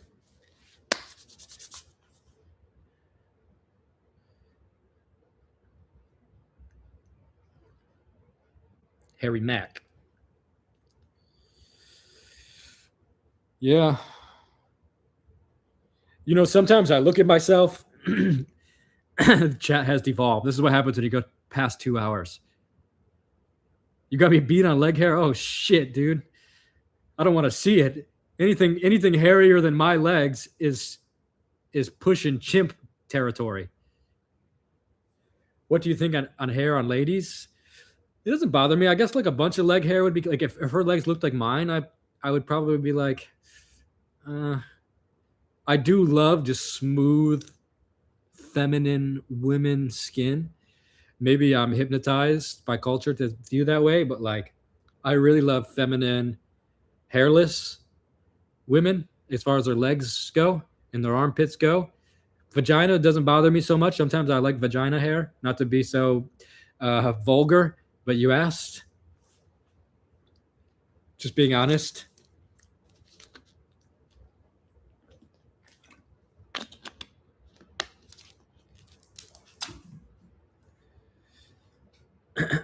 Why you haven't showered for 3 days? That's a good question. I can only tell you it's because I have a lack of discipline in my life. And if my body has the choice, I'll just sit there and rot and drink Thai tea and use ChatGPT.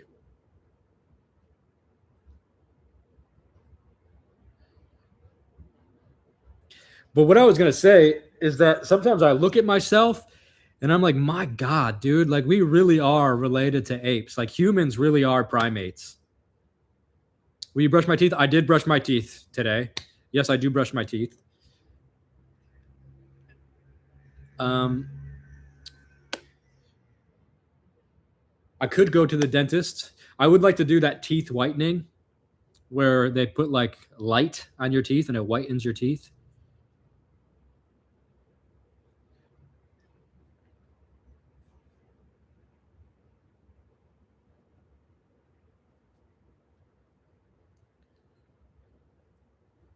What do you use ChatGPT for? Mostly video ideas, documentary ideas, helping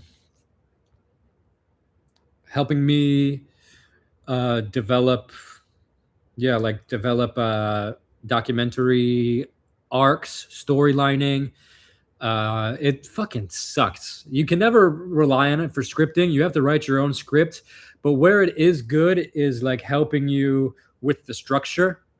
Like I really have learned a lot from ChatGPT as far as storytelling structure goes. Using Google LM is good for like pulling information out of books. I use it to build my website. I use Codex to build my website.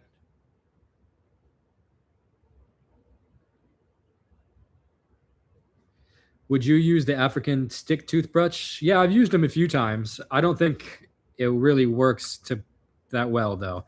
I think most people in Africa just don't have access to insane amounts of sugar and processed food, so their teeth are very strong and white. Because when you go to the tribal areas in Africa, these people have the whitest, most beautiful teeth you have ever seen, and they probably have never used toothpaste in their life or a normal toothbrush. And their teeth are just incredible. Just started with Codex 1 week ago. Basically wrote a whole Unity game. Dude, Codex, it's an obsession. I couldn't get off of it.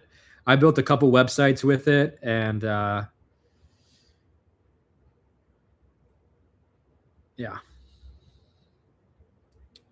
You ever looked at your teeth before and after eating an apple? I don't eat apples. I fucking hate apples. I love applesauce, apple juice, but the texture of apples, dude, I can just get rid of it, dude. I won't even accept it if you give it to me. I'll just give it to someone else. So no, I have not. You play video games? I don't play video games. I like to play the UFC game when I'm around a PlayStation, like at my mom's house in America. She has a PlayStation, and I play the UFC game when I'm visiting. No, I don't. I don't play video games other than that. What happened to the property you purchased near Göbekli Tepe? It's still there, just being property. Just waiting for me to somehow make more money to rebuild it. Do you play chess? No, I would like to learn chess, though. I did. I had to upgrade to the $100 a month level for Codex because I was just obsessively blowing through the credits, and I was like too focused. Like I had to get done what I was doing. Ironically, I didn't finish it, but like my mind was so obsessed that yeah, I said fuck it, bought the $100 thing, and just fucking allowed my obsession to, be worth $100. I didn't even build anything that like I'm super proud of.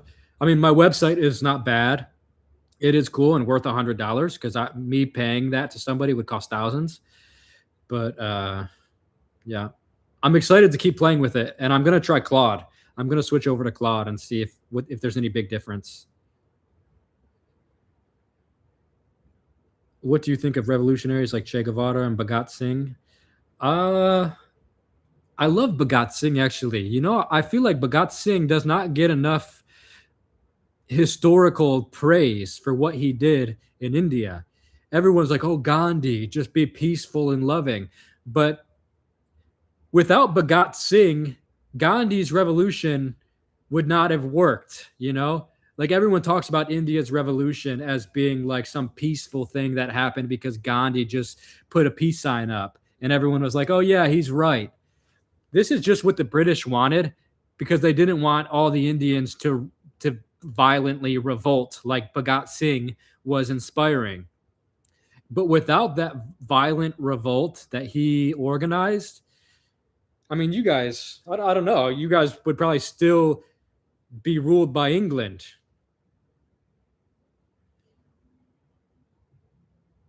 Maybe not, I don't know, but you know.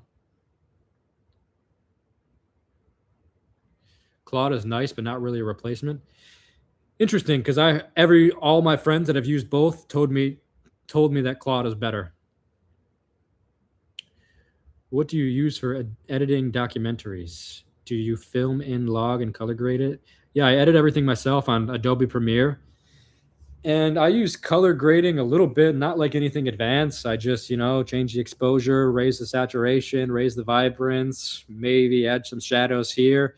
But as far as like actually messing with the color, sometimes I will do that, but not always. Mostly, no. Mostly I don't do that. Do you know where you'll be visiting in China? I don't know. I have to do some research still. But it will be weird. I promise. It will be weird. Bro, make me a game. If you have unlimited Claude credits and time, make me a game. Something simple and addictive for my website. I'll put it up there. I have a few ideas.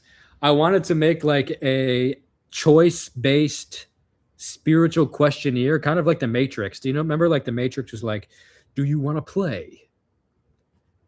And then you click yes, and then it unfolds this set of questions and answers that lead you to a spiritual conclusion. This is just like an idea.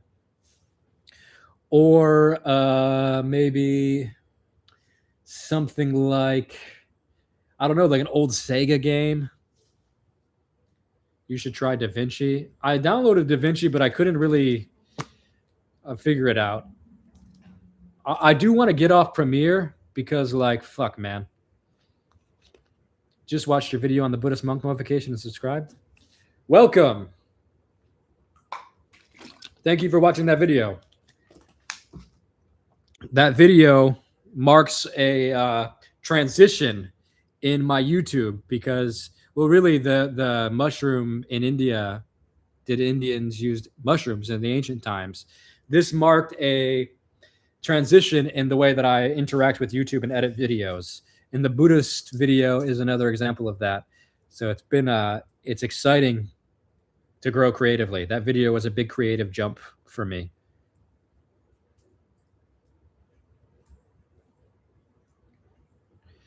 It's easy. Yeah, but my hands are already just like habituated to Premiere. So like when I go to cut, I just know the hotkey to press, and like to try to learn all that over again just feels so annoying. The monk video is what brought me to you. Oh, well, welcome. I'm glad that video was brought you to me.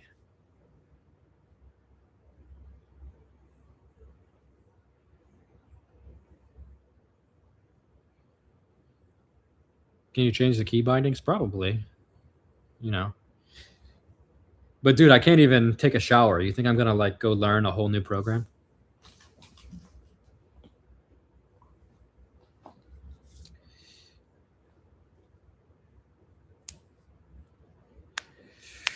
We need more videos on ancient drugs and rituals, things long forgotten. Thank you. I'll try my best. You guys, speaking of the showers, fuck, I'm going to go take a shower because now that I said I haven't showered in 3 days, I feel like I have a responsibility to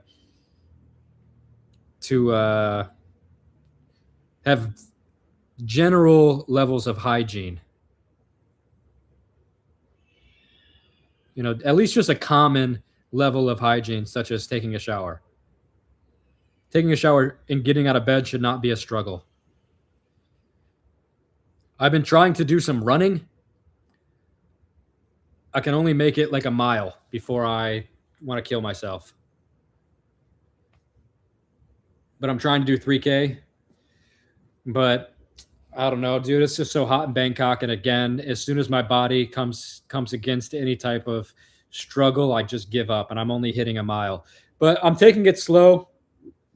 And I'm on Strava. What's that running app called? Strava. And you can see how embarrassing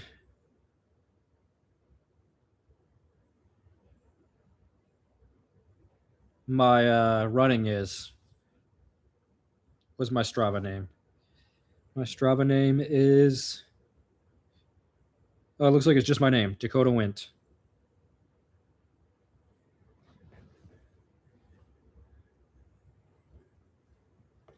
Yeah, anything is better than nothing, though. That's what I'm trying to tell myself. Even if I just walk, like, fuck it, dude, just walk.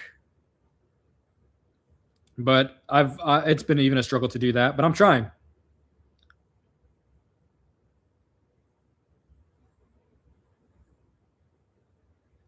Also, if you want to hear a song / poem that I wrote, I have a third channel called Earthy. And this is where I'm uploading just stuff that I won't upload anywhere else, such as poetry, such as spiritual rants. You know, I miss doing these spiritual rants, but I've transitioned my channel into being such produced travel content that I'm getting people that are coming from these videos, like they've seen the monk video, or they see me getting stoned with like the Papua guy. Chian, I appreciate all the donations today, guys. Really, it means a lot. Thank you for hanging out with me, Chian, and everybody else that left a donation. You guys really inspire me to keep coming back here and developing a relationship with you guys that watch my videos, because I forget that I'm a YouTuber sometimes and that people watch my videos, and I feel like I want to have a bigger relationship. The channel, by the way, is called Earthy. Here it is. Earthy. I miss doing these spiritual rants, so I'm going to start doing them more on this. It's only got 400 subscribers, but you can see I've started uploading 10 days ago, 1 day ago. But here's a music video I made for a poem that I wrote, and I'm just going to share it before I go. And if any of you guys want to buy my poetry book, you can buy it. Thank you, Stochipili.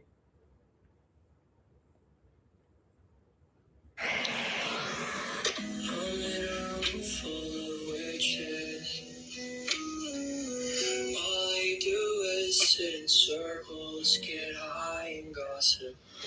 In a beam of orange light from an October moon that they pretend is different than the one in June. I'm in a room full of witches, and all they do is sit in circles, get high and gossip.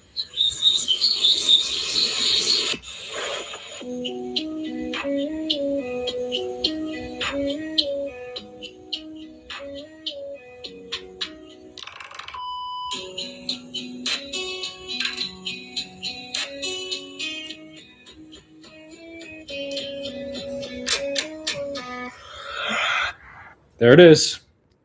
Yeah, that's me singing. That's my song. It was not really a song. It was a poem from my book that I just turned into a song. And Michele, muchas gracias for the donation. Por tu donación. Te amo mucho. I have a book. Yeah, I have a book. That is we're all in a room of witches. That's so true. Michele, Cheyenne, everybody else that left a donation. I love you guys. Everyone else that just spent time with me. I could just go put you guys in the shower with me. Just kidding. That's perverted. I've been filming with this. So all the earthy stuff so far has been filmed with this. Was Charles Manson spiritual? That's hilarious. Isn't it strange that I have some relationship with Charles Manson? Just watched the crocodile video. Seemed watered down. That seemed like watered down culture as well. They didn't care about the earthy. It's with the IE. Earthy is online, isn't it? YouTube.com/earthy is online. Okay, I love you. I love you. I love you. I'm so happy to be alive. I'm so happy to be on earth with you. Thank you. I pray for you, and I want you to love yourself, love life. That's my only message. Go crazy. Be alive. Remember that you were on a planet. You're in a little decaying body. That's all. Walk through life as a mystery. Acknowledge it's a mystery. Acknowledge that the illumination of your own eyes is something special and not worth shrugging off. I love you. I love you. I love you. Hari Om, Har Har Mahadev. Thank you, Jesus. Thank you, Buddha. Thank you, Lao Tzu. Thank you, Ram Dass. Thank you, Alan Watts. Thank you, YouTube. Hari Om.